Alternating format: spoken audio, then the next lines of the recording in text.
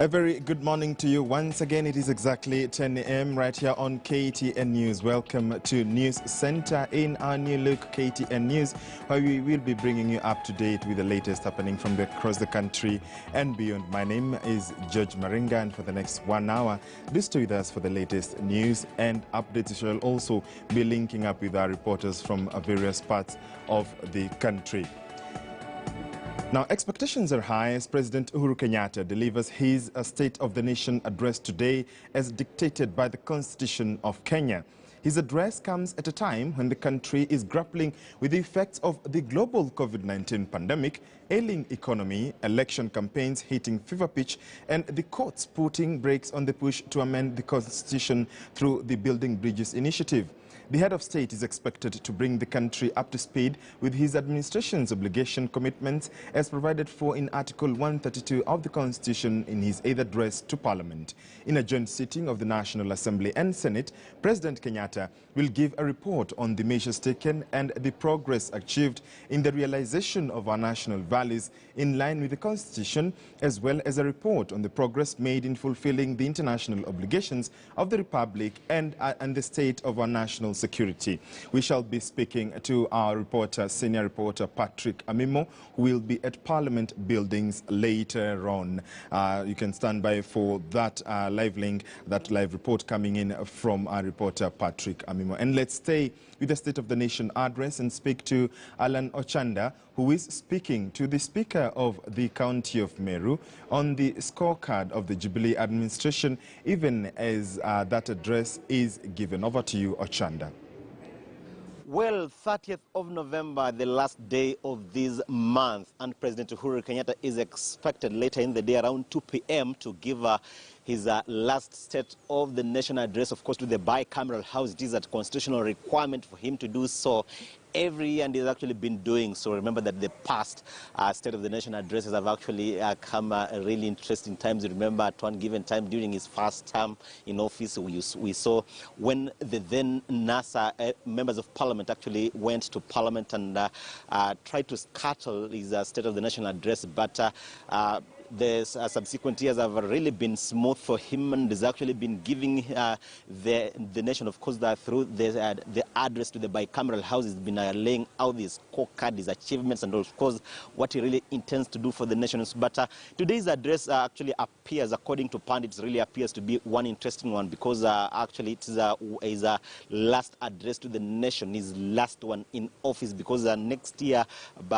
during such a time, he'll actually have exited the political space and, of course, at the head of state. And so today, we really expect a lot from the president. But to just put the intrigues into perspective, of course, here we are joined by the Speaker of the Meru County Assembly here, Dr. Joseph Kaberia, here in Meru, to just give us what they expect, of course, as residents of this area, leaders of this area. They have actually just launched a party the other day with Governor Kaitu Murungi. But we are concentrating on national issues. What they expect from the president. Is it agriculture, the scorecard? What if at all the address will touch on his succession or anything else that they think the president has to touch on? Karibu sana Bwana Speaker Joseph Kaberia. We are seeing that the president is actually giving, actually scheduled to give his last State of the Nation address to the bicameral House at 2 p.m. today. And of course, as the Speaker here, one of the key leaders in this region, what do you expect that the president will actually be touching on? Thank you very much, Alan.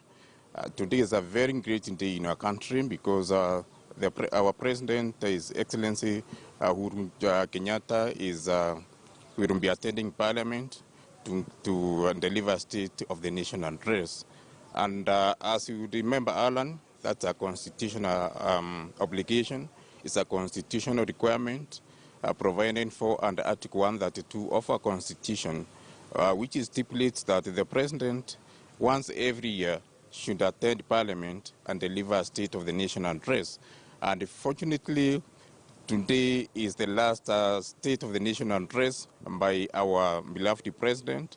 And we expect him to touch on a number of issues. But remember that constitutional provision obligates that the President should deliver such an address, and even lay a report on have the report laid on the table of the National Assembly for consideration.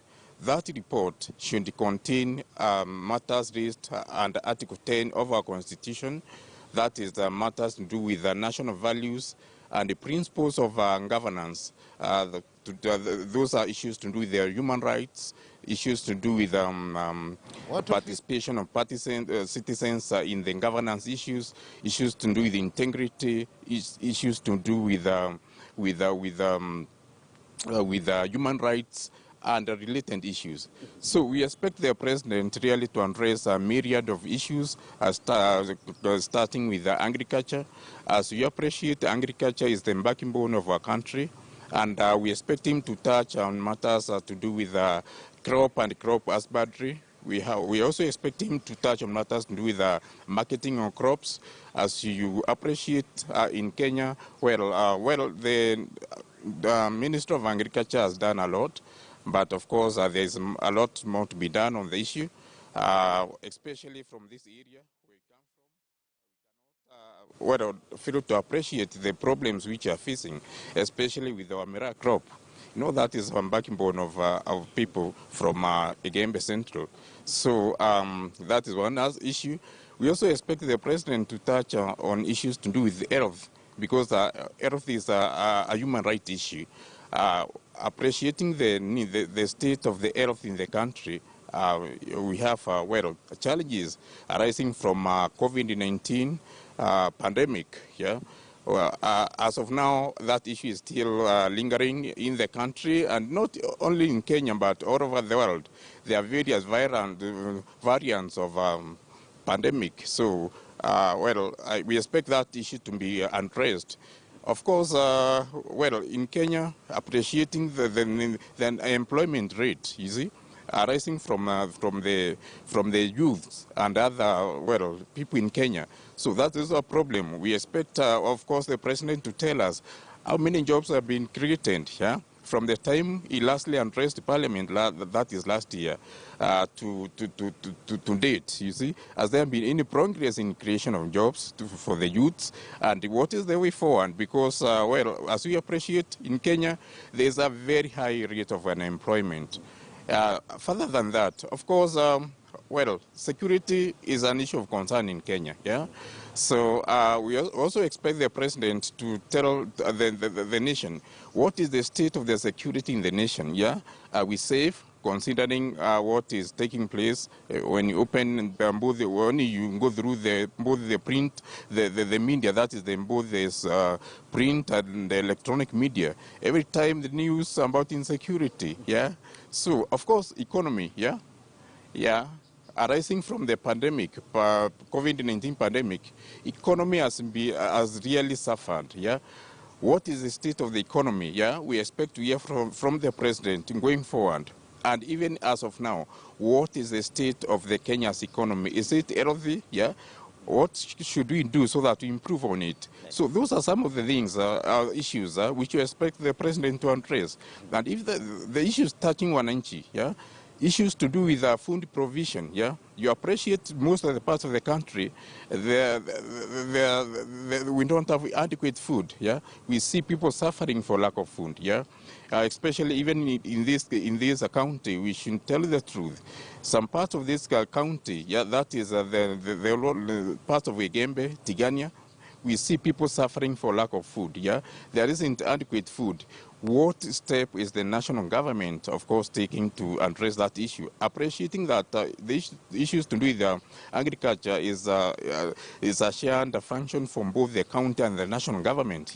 We should not only leave this issue to the county government, because national government is our big brother. So we expect those issues to be addressed, Alan. Nice. Thank you. Maybe one question here. We've seen, you've touched about food security and of course agriculture, but we've seen the biting drought situation in the country, and of course Meru has not been spared, because the rest of the country thinks that Meru is covered with the lush green vegetation, but that's not the case here, because the parts that are really border Isiolo parts, and of course some parts of Tharaka Nithi and other parts like the northern frontier counties really been affected by the biting drought situation. What do you think as a leader from this region that should actually be done to ensure that such crises are actually mitigated and of course dealt with for a long time, so that in the future they are actually not engulfing the country? we need a concerted effort, Alan, from both the national government and the county government. Appreciating, as I said, agriculture is the backbone of this country. But if the county governments don't receive adequate financial resources so that they can really cater for the food security and agriculture and related issues, we expect to have this problem persisting for some time. So my plea is that let the national government bring adequate financial resources to the county governments, and even, of course, appropriate and allocate adequate resources for agriculture purposes, and even, of course, bring in our development partners and other stakeholders, so that we can have a concerted effort to address this problem of food security and of course, to do with climate change. Appreciating that, of course, food shortage is brought about by myriad factors and many factors, including climate change and related issues. Nice. So, but I also thank the president because of late, recently, he attended the conference on climate change. So, and even the Evolution Conference, which we had at Makuen the other day, addressed the issues to do with the climate change. So, this is a concerted effort to be addressed by national government, county governments, development partners, and each and every person in this country. Nice. Thank you. Thanks so much. Dr. Joseph Kaberia, the Speaker of the County Assembly of Meru here, really touching on a myriad issue that we expect that the President shall be touching on, starting with the economy, health, and also food security. Remember that our food security is quite key. And of course, this region is actually anchored on the farming and sale of the mineral commodity. And so really expecting that he's also be touching on that. But remember that the biting drought situation was actually just declared a national disaster. And we've been saying different counties are really affected by the situation. Just neighboring here, we saw the other day, Governor of Tharaka Nithi here, Muthomi Njuki, really saying that it's quite an irony that they are allocating, the national government is allocating billions of shillings to cater for the upcoming elections next year, when the very electorate who was supposed to partake in the election exercise next year are still suffering from hunger. And so really even proposing that the election exercise should be postponed and that money rediverted to cater for food for the persons who've been affected greatly. But remember that the final address to the nation by President Uhuru Kenyatta really are coming at a very interesting time. Remember that in the past two addresses he's actually been doing so in the middle of a pandemic, and so the members of parliament are expecting that it will not be a full house, but it will be in conformity with the laid down Ministry of Health directive. But also remember that key to note is that one of the key agendas that President Uhuru Kenyatta's administration premised its manifesto on during its second term in office was health, manufacturing, and of course the other agendas in office. Therefore, but we've seen it's even gotten its way to the political podiums and really turning into political fodder with the persons who've declared the interest in the succeeding President Uhuru Kenyatta, really saying that the Big Four really failed and blaming it on the handshake, and now saying that they'll prioritize it come next year. And so we expect President Uhuru Kenyatta to also shed some light on that, the achievements, and of course where it might have failed. So we really expect that the President shall be touching on a myriad of issues at 2 p.m. or thereabout the bicameral House address. Thank you very much indeed. Our reporter, that is Alan Ochanda, joining us from Meru County, speaking with the Speaker there, Honorable Kaberia, on the expectations of leaders on the State of the Nation address that President Uhuru Kenyatta is expected to deliver today at a joint session of the bicameral Parliament, that is the National Assembly and the Senate, from 2 p.m. today. Remember, this is his this is actually his 8th State of the Nation address that is coming at a time when the country is grappling with the effects of the COVID-19 pandemic. Last year, during the State of the Nation address, we did see quite a scaled-down address. Remember, we had just about 130 members of Parliament, both National Assembly and the Senate, making their way physically to Parliament buildings for that State of the Nation address. And last year, I did speak of the measures that the country was taking to try and contain the virus. Remember, the COVID-19 vaccine, rather the vaccination, the emergence of the vaccine had not yet been finalized, and so there were a few teething issues here and there. And so at the time, curfews and partial lockdowns were the order of the day, and so hence that's so President Uhuru Kenyatta promised to ensure that the country is able to get back on its feet, and he did promise a few things, whereas there were other issues that were also scrapped off.